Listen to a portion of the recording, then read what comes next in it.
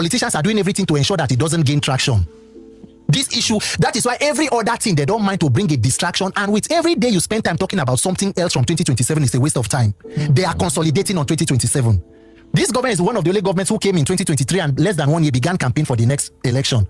This current government is more interested in politics than governance. So if you are not interested in that politics by 2027, you are already on the back foot. So it doesn't matter. A lot of people have good reason why they will not be interested. I mean, there are people who are championing good causes. Reno Omokri was here some time ago. And then recently he was talking about how, Nigeria is an oil poor country and all of that. Imagine a mentality or a mindset of people where you value your resource or your riches with your natural resource. It's against your human capital development. The wealth of a country is being measured by how many oil we have. Meanwhile, if you take all of Nigeria's oil and give them good leadership, they will still be wealthier than some of the nations in the world. How many oil does Singapore have? That's deep. So when you see people like that who held the trust of the public take a 360 and begin to glorify what they once condemned, people have good reason not to believe in the process. But at the end, I keep asking everybody, what is your other choice? Keep quiet and continue to die. Whether or not we speak up, Nigeria can happen to you. It's better we find the courage. So we are still doing this, clarion call and calling on people. A lot of persons are coming in. Gradually, as you talk, as I talk, they change. Maybe not immediately, but eventually. Nation building is not a sprint, it's a marathon. We keep trying. Very true. You said something that this government is more interested in politics than governance. Yes. Recently, President Bola Ahmed Tinubu launched the Renewed Hope Agricultural Program. Now, 2 years in office, the president promised to make agriculture, sexy again. Yes. And ensure that we are, self-sufficient, we can feed ourselves, and we don't have any issues because the land is green. Yes. But there were some very important questions that you asked. Yes. I would like for you to talk about the program first, this new agricultural program that has been launched, and then those questions that you posed, what exactly and why exactly did you pose those questions? That is why I pose those questions, because to re-emphasize my first statement that Nigeria, what we call government, is organized criminality. So criminality is just cascaded to the other tiers of government. Without accountability, if you give local government autonomy, what you are doing is local government autonomy for corruption. If you diversify to agriculture, you are diversifying corruption to agricultural sector. The Renewed Hope agenda, according to sending, and by the way, that was where President Tinubu met his schoolmate. I don't know if you went to Chicago. Any of you went to Chicago State University here too? I had my master's there. Oh, you had your master's? I'm joking. Okay. Oh, you know Mr. Alex? CSU. Was he one of your persons?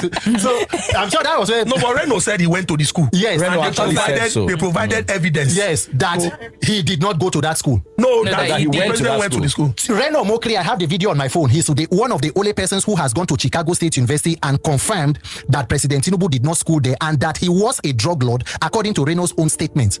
That he got a docket to show that. Reno Omokri is one of the only persons who has gone to that school to confirm. But that's not what Reno said. He retracted that statement.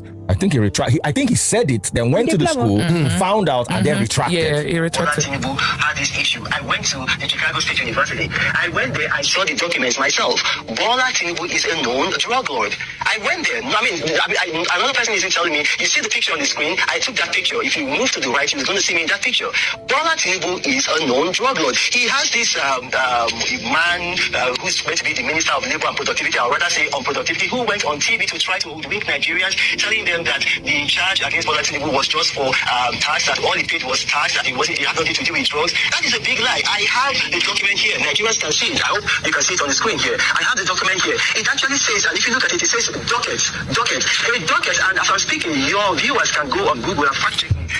In any case, what he was establishing here is the fact that he went to go and establish that the president is a known drug lord that was convicted, talking about his drug forfeiture case in the United States, and why he did not attend or complete whatever program he claimed to have completed in the Chicago State University. So when you see a person like Reno Omokri make a 360, the mistake you will make in Nigeria is to take political jobbers for genuine statesmen.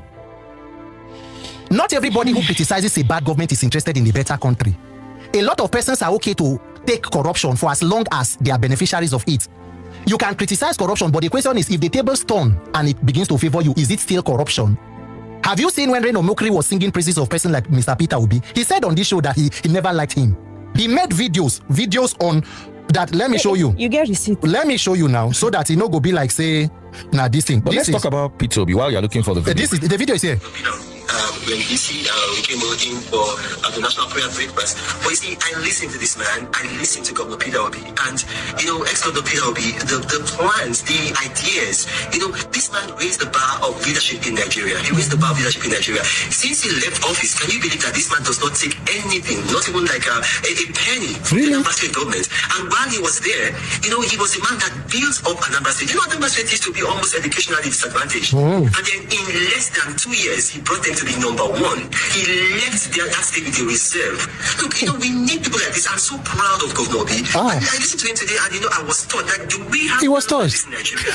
I'm very proud of this man. Wow. Look at everything that he has touched. He made money for himself in the private sector. He made money for Anambra State in government. Anambra State doesn't borrow money. Are you aware of that? These bailout funds that the current administration is giving states. Anambra State, he left enough for Anambra State. I'm very proud of this man. Wow.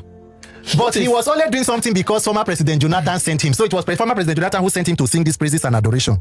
You see, Nigerians, a lot of Nigerian politicians cannot survive opposition.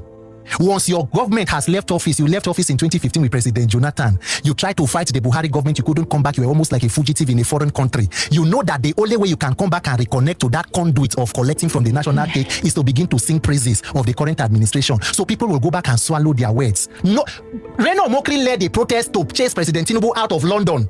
He led a protest. The hotel where they went there and he boasted about it. It is Reno Omokri who is telling you that he never liked President Jonathan and that President Tinubu is the next good thing after best thing after sliced bread.